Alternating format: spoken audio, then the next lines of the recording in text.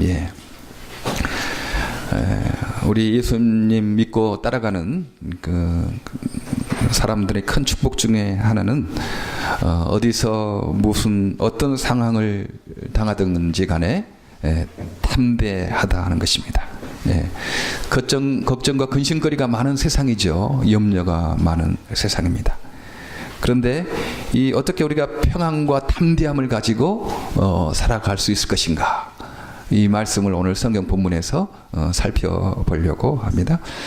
그 말씀을 드리기 전에 오늘 성경 본문을 좀 살펴보면, 이제 예수님이 나셔서 40일이 지났어요. 그래서 결례 깨끗게 하는 제사를 드리려고 이제 예루살렘으로 올라갑니다. 요셉과 모친 마리아가 예수님과 함께 40일 넘은 예수님과 함께 예루살렘에 올라가서 깨끗게 하는 제사를 드리려고 하죠. 그때 당시에 남자아이는 40일이 지나서 여자아이는 80일이 지나서 이제 그 결례 깨끗게 하는 의식을 했다고 이렇게 합니다.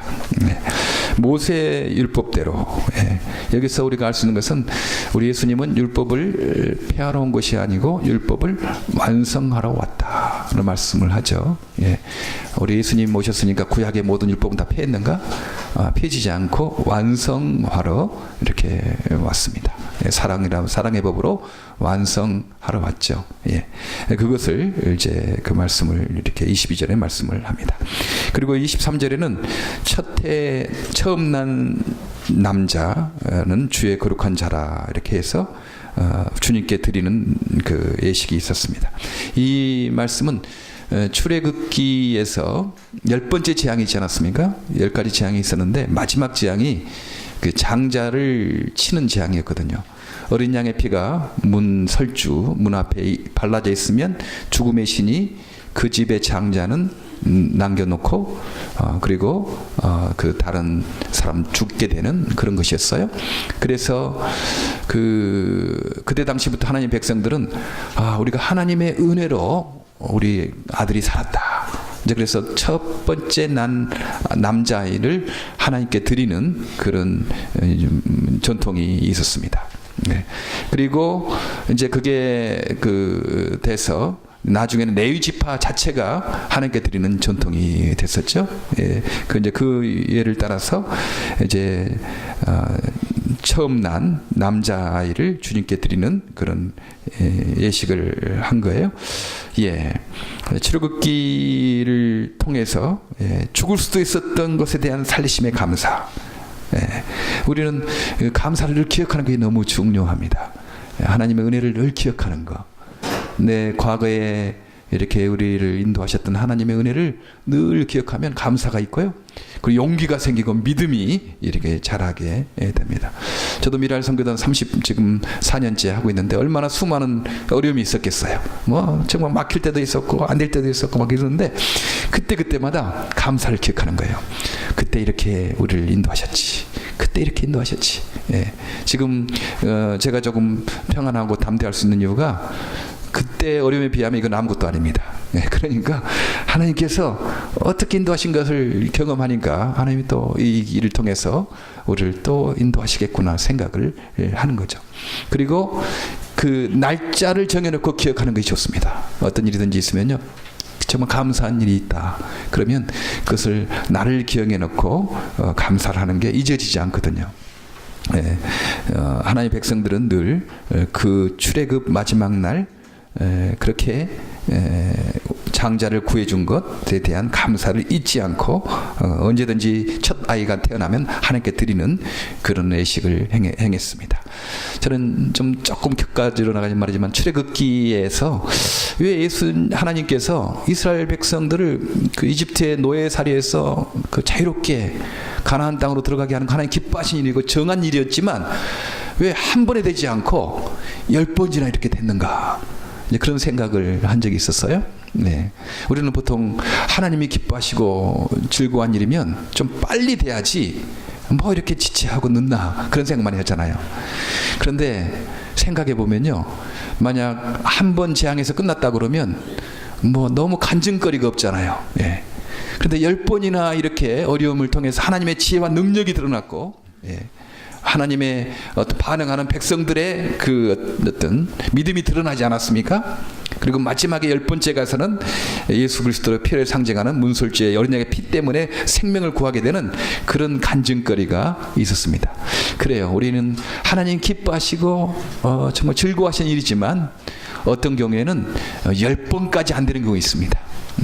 그 일을 통해서 우리가 하나님의 능력을 경험하게 되고 지혜를 경험하게 되고 우리의 믿음이 자라나게 되는 그런 일을 위해서 하나님이 즐거워하신 일이지만 정하신 일이지만 이렇게 더디될 수도 있다. 그래서 여러분의 기도가 왜 좀 빨리 응답되지 않느냐, 왜 이렇게 하나님 즐거워하시고 기뻐하시는데 이렇게 늦나, 이렇게 너무 낙심하지 마시기 바랍니다.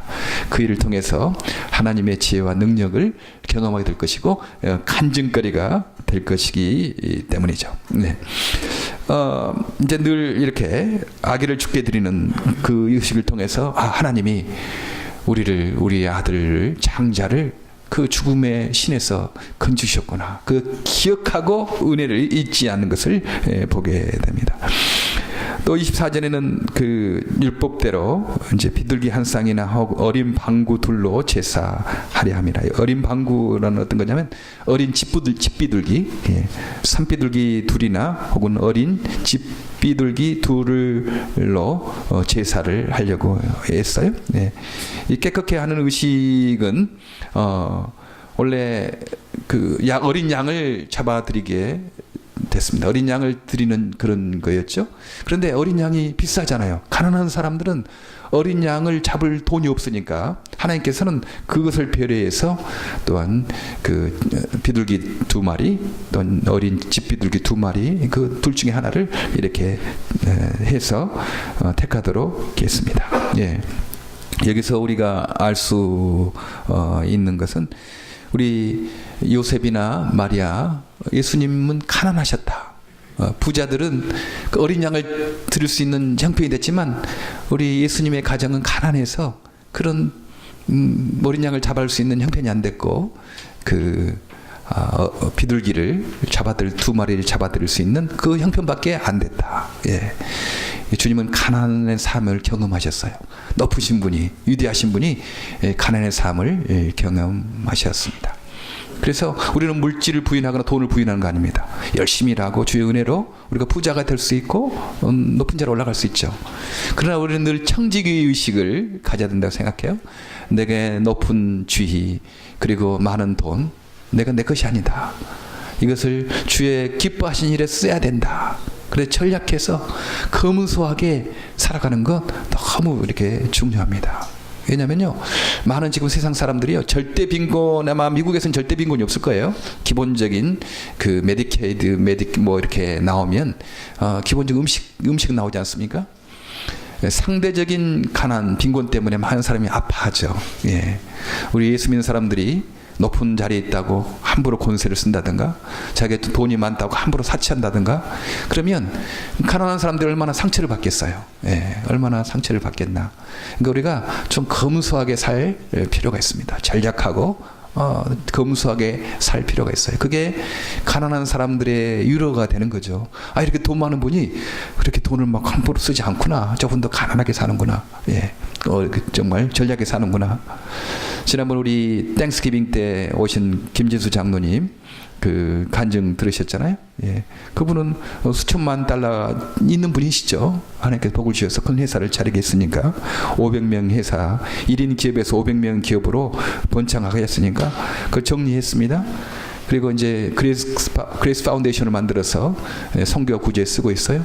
근데 그분의 그 전략하는 것은요 굉장해요. 전에 말 들으니까요, 비행기에서 그 요즘에는 음식이 안 나오고 사 먹기 하지 않습니까? 사 먹기에서 하는데 그 한 조각에 8불이래요.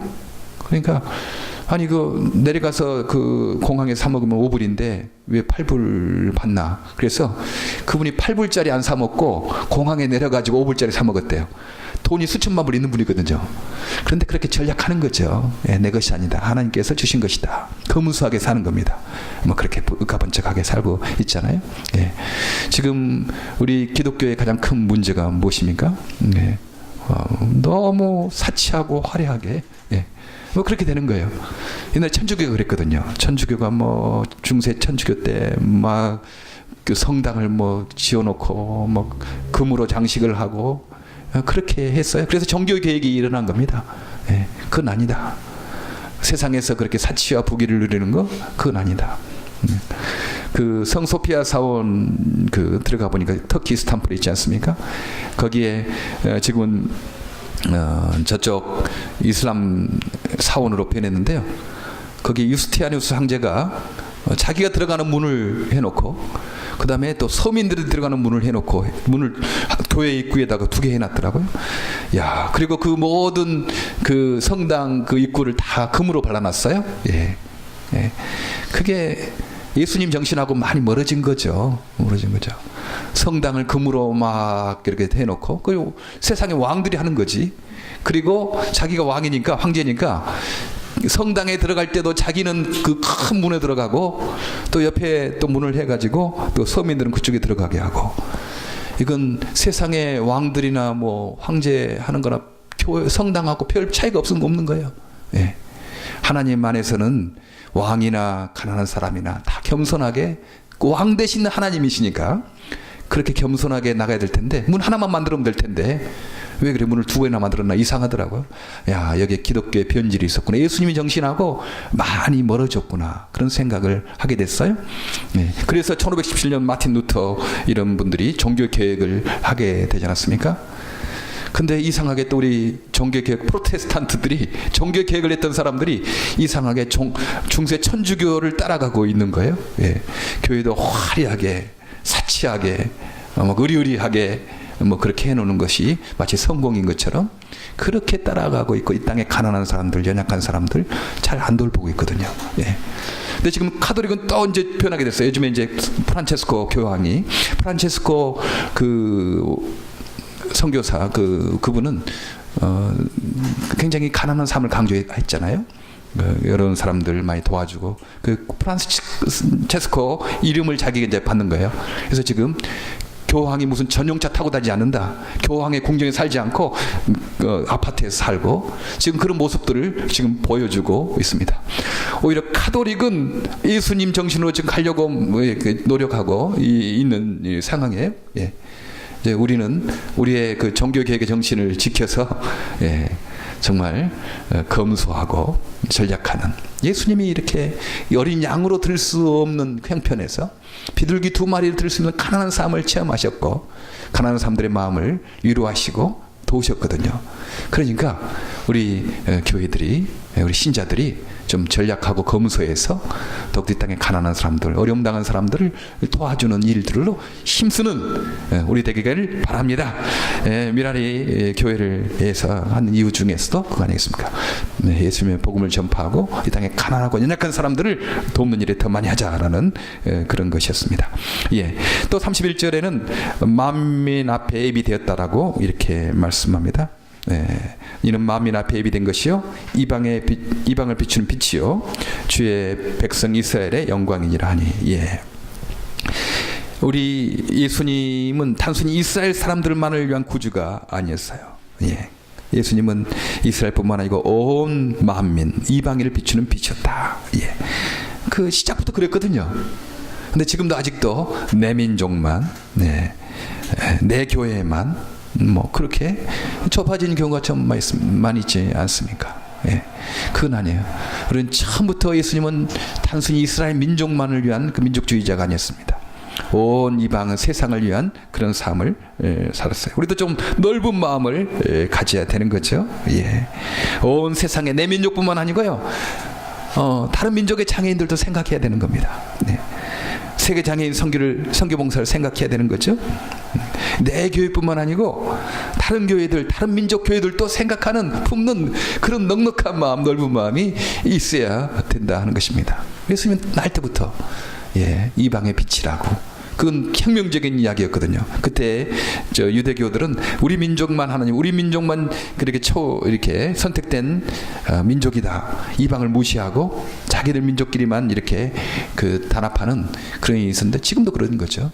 그러나 예수님 날 때부터 이스라엘 민족뿐만 아니고 온 이방 민족의 빛이 되라고 그렇게 말씀을 합니다. 또 34절에는 많은 사람의 패하고 흥함을 위하여 비방을 받는 표적으로 예수님을 세우셨다 이렇게 말씀합니다.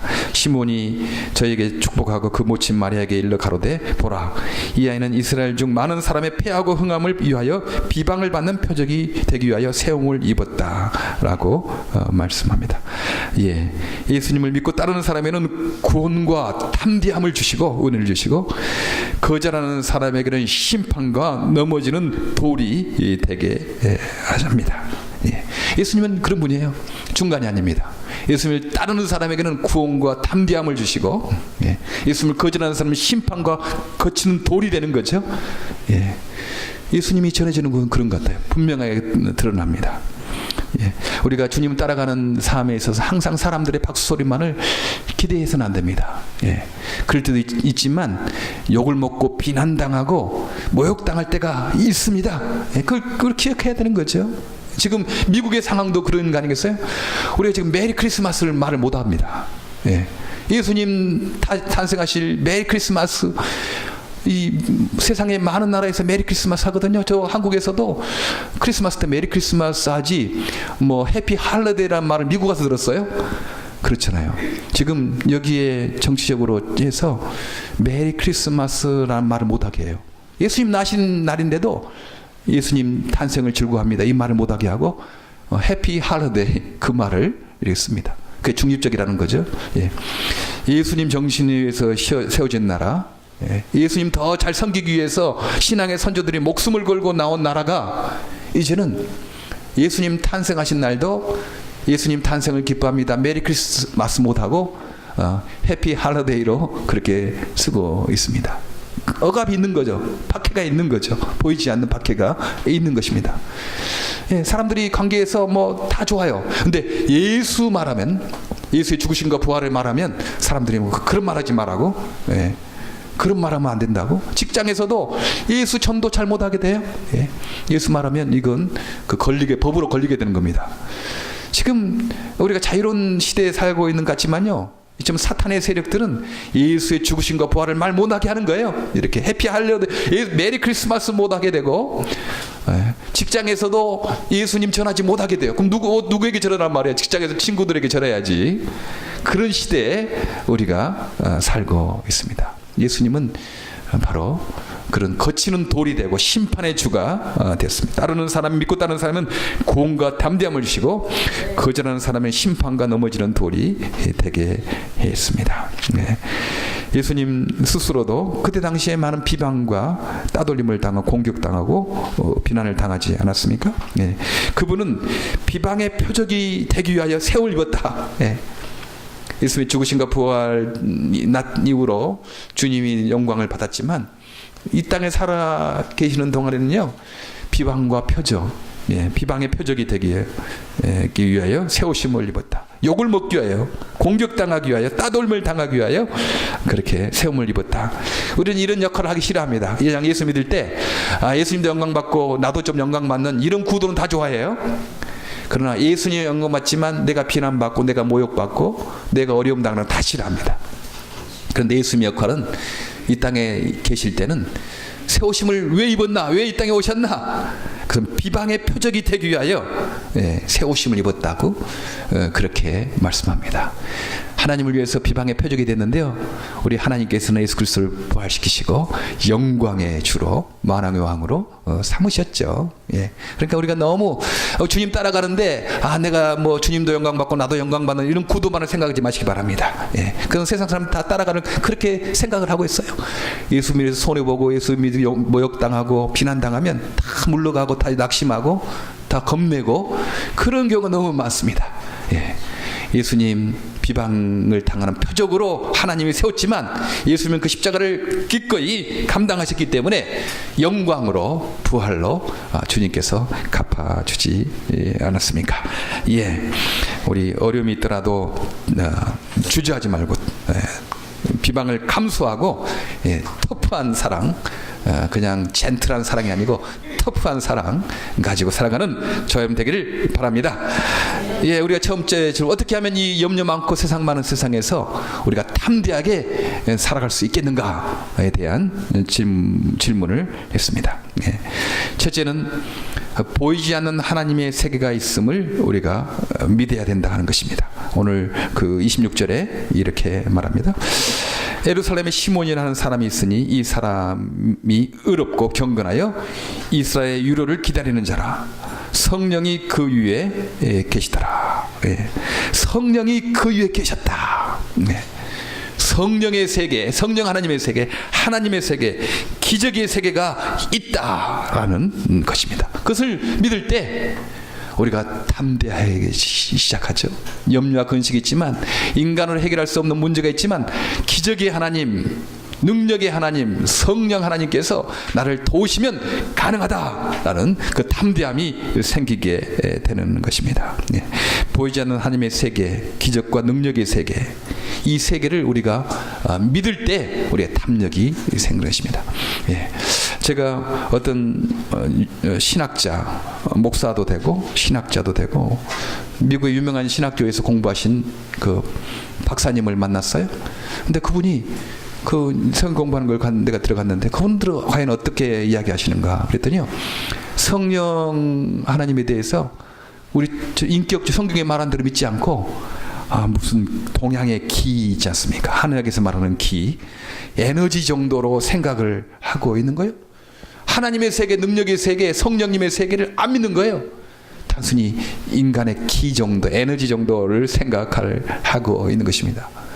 야, 내가 그 복음적인 신학대학원에서 공부한 건 얼마나 감사했는지. 예, 내가 그런 사람들한테 배웠더라면 내가 얼마나 이상하게 됐겠어요?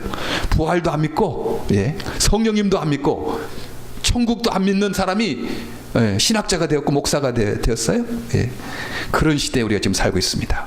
이 자유주의 신학자들이 지금 곳곳에 지금 세미나리에 이렇게 있어가지고 거기에서 가르치는 거죠. 그래서 우리 특별히 한국에 있는 우리 전도사님들의 이름들은요, 다 복음적인 신학을 어렸을 때부터 했기 때문에 신학인데 갈등을 느낀대요. 예.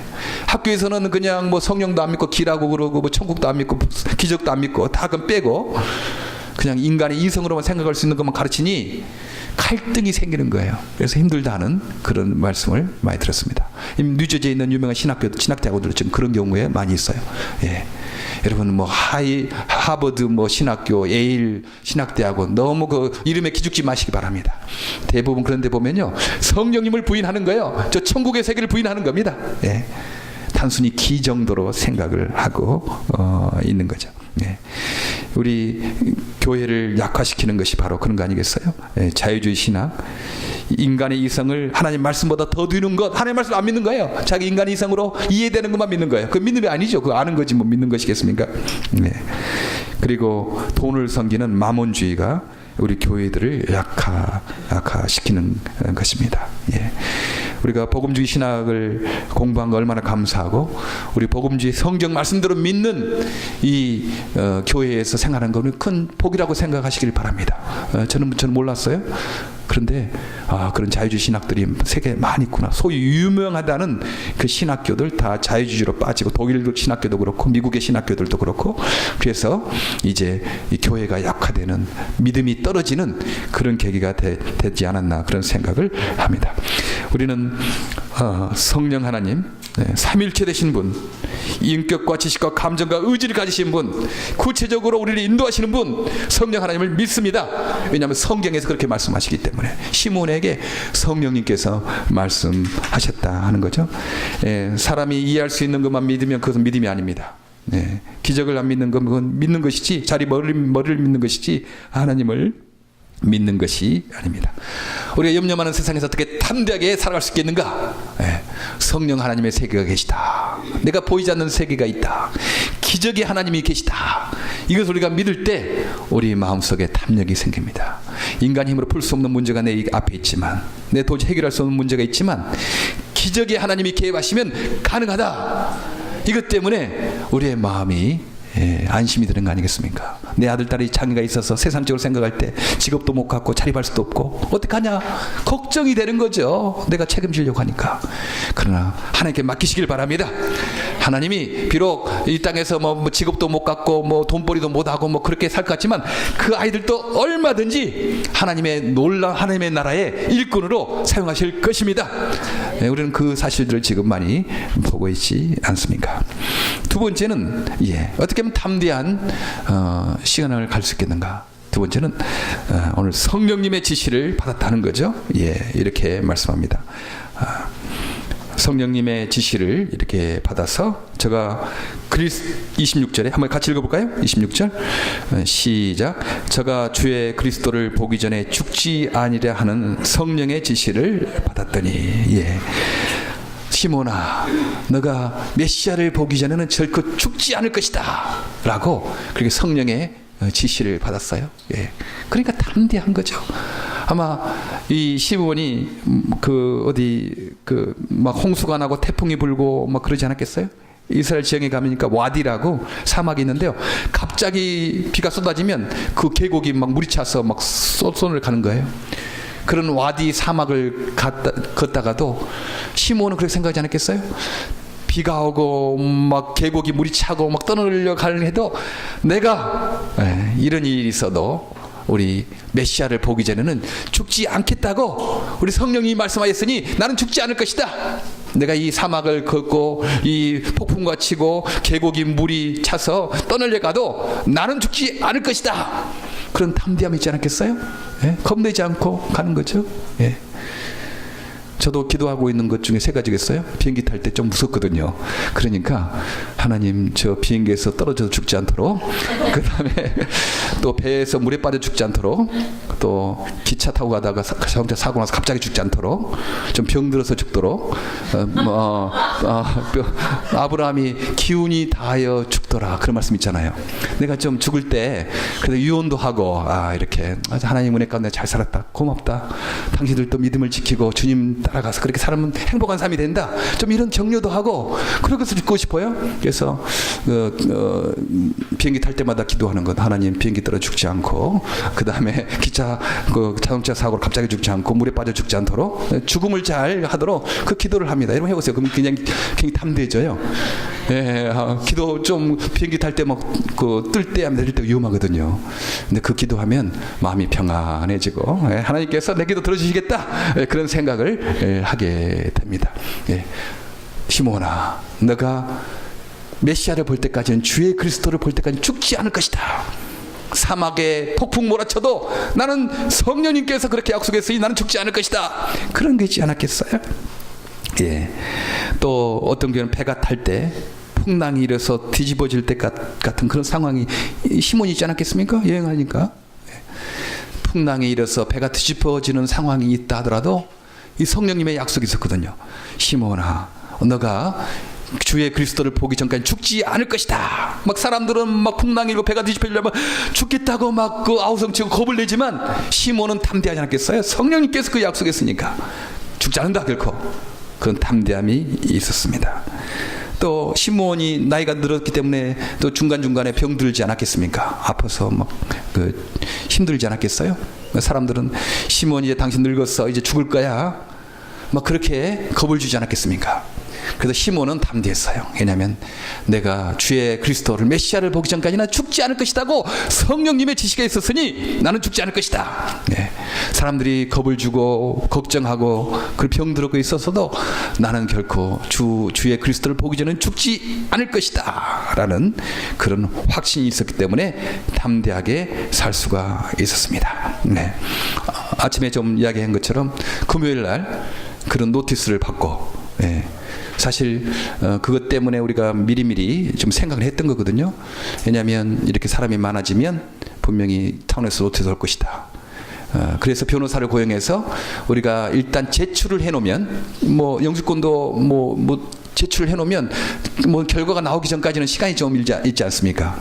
그럼 제출을 해놓으면 그 시간을 좀 안 되더라도 시간을 좀 우리가 벌어서 뭐 그 다음에 장애인 꼼수로 들어가면 되니까 뭐 괜찮겠다 생각했는데 그 예상이 빗나갔어요. 그 타운에서 제출 자체를 안 받아줘가지고 지금 이제 내년부터는 나가지 못하게, 여기 모이지 못하게 하는 거거든요. 걱정이 되잖아요. 그러나 한 가지 아는 것은 미랄은 망하지 않는다. 그런 생각입니다. 예. 시련이 있어도 실패는 없다. 그런 생각합니다. 장애인 선교 봉사는 주님께서 기뻐하시는 사역이기 때문에 결코 망하지 않는다. 주님께서 저에게 주신 확신입니다. 성령 하나님께서 저에게 주신 확신이에요. 예. 처음 한국에서 발런티어로 봉사자로 혹은 직원으로 파타임으로 일할 때도 있었지만 이제 미국에서 91년도 21년 전에 이제 그때 풀타임으로 일했거든요. 그때 사무실도 없었고 집도 없었고 아무것도 없었어요. 예. 그러나 주님께서 그때 인도하셨습니다. 사무실도 주시고 집도 주시고 사람도 보내시고 지금 2년 동안 굶어 죽지 않게 이렇게 몸도 뚱뚱해지고 이렇게 허리도 늘어나고 제가 너무 불쌍히 안 보여서 탈이에요. 제가 장애인 선교 그러면 사람들이 조금 막 불쌍해 보이고 그래야 되는데 너무 당당하니까 조금 그런 것 같아요. 그럼 뭐 불쌍하게 제가 보입니까? 행복하게 보이잖아요. 예, 하나님께서 인도하셨기 때문에 그런 거죠. 예, 하나님의 인도하심을 믿는 것입니다. 어려움을 통해서 하나님이 반드시 열매를 주시더라고요. 네. 장애인 꿈터 이렇게 생기게 된 것도 그러지 않았습니까? 어떤 교회에 담임 목사가 바뀌면서 장애인 무서 없어진 거예요. 그리고 애매하게 미랄도 그냥 나가라고 그러는 거예요. 뭐 갈 데도 없는데. 네. 그래서 안 되겠구나. 옮겨 다니지 않을 우리 미랄도 최소한 공간이 필요하다. 그런 생각을 하게 된 겁니다. 사실 건물에 대해서 그동안 뭐 별로 관심이 없었거든요. 왜냐하면 중세 천주교가 너무 화려한 건물 성당 지어놓고 지금은 텅텅 비어서 그 박물관을 쓰지 않습니까? 그 건물을 짓기 위해서 얼마나 배고픈 사람들이 많이 있었겠나, 얼마나 가난한 사람들이 힘들었겠나. 그 황금으로 꾸밀 저 높은 빌딩을 성당을 지을 그 돈 가지고 조금 더 가난한 사람들 많이 했더라면 공산주의가 안 생기는 건데 교회가 천주교회가 그렇게 교회는 화려하고 크게 지어놓고 가난한 사람들 안 돌보니까 가난한 사람들이여 뭉쳐라, 노동자에 뭉쳐라 해가지고 공산주의가 일어나서 수많은 기독교인들 죽이고 기독교 박해하고 그런 거 아니겠습니까? 그런 역사적인 경험을 알기 때문에 우리가 뭐 건물에 대해서 별로 중요하게 생각하지 않았어요. 그러나 이렇게 옮겨 다니고 이리저리 하다 보니까 우리가 화려하고 큰 건물이 아니고 최소한 공간, 움직이지 않고 할 좀 그런 소박한 공간은 필요하다. 이제 그래서 우리가 기도하기 시작하고 기도한 지 1년 만에 정말 한 200만 달러 드리는 그 공간이 이렇게 80만 불에 기적적으로 우리가 크로징하게 되지 않았습니까? 예. 그 어려움 때문에 이 공간이 생긴 거거든요. 예. 그래서 지금 이제 이 노티스를 받고 이것 때문에 또 하나님께서 우리에게 새로운 길을 예배하시지 않겠는가 그런 기대를 합니다. 하나님이 어떤 어려움을 통해서 또 열매를 맺게 하기 때문이죠. 네. 우리 인생이 계획대로 되지 않습니다. 우리 계획대로 되지 않은 거예요. 예. 여러분도 장애아이 태어날 줄 생각했어요? 장애인 생각도 못했잖아요. 근데 계획하지 않았어도 하나님께서 우리 가정에게 장애 아이를 보낸 겁니다. 이 우리 어떻게 우리가 여기서 반응할까요? 우리가 계획하고 준비하고 할 뿐만 아니고요, 전혀 계획하지 않는 일들이 순식간에 이렇게 생겨날 때가 있습니다. 당황하지 마시기 바랍니다. 하나님이 새로운 길을 예비하고 있겠는가, 이 믿음을 갖고 대처하시기 바랍니다. 예. 오늘 저녁에 이제 집사람하고 같이 이제 이야기하면서 집사람이 그런 빌립보서, 우리가 지난주까지 빌립보서 우리가 계속 보지 않았습니까? 빌립보서 4장 6절부터 7절, 아무것도 염려하지 말고 오직 모든 일에 기도와 간구로 너희 구할 것을 감사함으로 하나님께 아뢰라. 그러면 모든 지각에 뛰어나신 하나님의 평강이 그리스도 예수 안에서 너희 마음과 생각을 지켜주실 것이다. 이게 우리 빌립보서에서 지난번에 했던 거 있지 않습니까? 그런 이야기를 했어요. 아무것도 염려하지 말고 오직 모든 일에 기도와 간구로 우리 구하면 첫 번째 기도 응답이 무엇이냐? 그것은 그리스도 예수 안에서 우리의 마음과 생각을 지켜주시는 것이 첫 번째 기도 응답이 아니겠습니까? 그렇게 이야기를 하더라고요. 그래, 당신 견해가 딱 맞다고. 그 좋은 견해라고. 근데 내가 좀 가르쳐 준 것 같은데, 그때. 그렇게 이야기했어요. 왜냐하면 우리가 전에 그런 설교를 한 적이 있잖아요.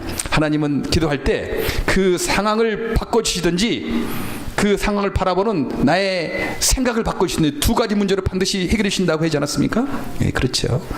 우리가 기도하면요, 그 상황을 바꿔주시든지 그 상황을 해석하는 나의 마음과 생각을 지켜주시든지 두 가지로 해석을, 응답을 해주시는 것입니다. 그래서 기도하세요. 어떤 일이 있든지 기도하시면요, 상황을 바꿔주시든지 그 상황을 해석하는 나의 마음과 생각을 지켜주셔서 우리가 겁내지 않고 평안한 가운데 살 수 있도록 그렇게 하시는 것입니다. 그렇죠? 우리 첫 번째 기도 응답은요, 그 문제가 해결되는 것도 있지만, 그런 첫 번째 기도 응답은 기도할 때 그리스도 예수 안에서 우리의 마음과 생각을 지켜주셔서 우리를 편안하게 하고 담대하게 하는 것입니다. 예, 우리가 이 염려 많고 근심 많은 세상에서 어떻게 평안을 누리고 담대하게 살 수 있겠습니까? 오늘 시므온이 가졌던 성령님 함께 하셨던 성령의 세계, 하나님의 세계, 기적의 세계를 믿고, 두 번째는 성령님의 지시를 받아서 살아가는 그런 죽음을 이기는 그런 삶 살기를 간절히 바랍니다. 기도하겠습니다. 하나님, 참 감사합니다. 이 땅에 어떤 일이 있어도 주님께서 우리에게 평강을 주시고 우리를 인도하셔서 감사합니다. 우리 인간의 계획대로 되지 않는다고 낙심하거나 두려워하지 않게 하시고 하나님의 새로운 길을 볼 수 있는 믿음을 주시고 담대함을 허락하여 주시옵소서. 주의 그리스도를 보기 전에는 내가 죽지 않겠다고 한 성령님의 지시를 받았던 시몬처럼 우리도 늘 성령님의 지시를 받고 교제하는 저희들 되게 하여 주시옵소서. 예수님 이름으로 기도하옵나이다. 아멘.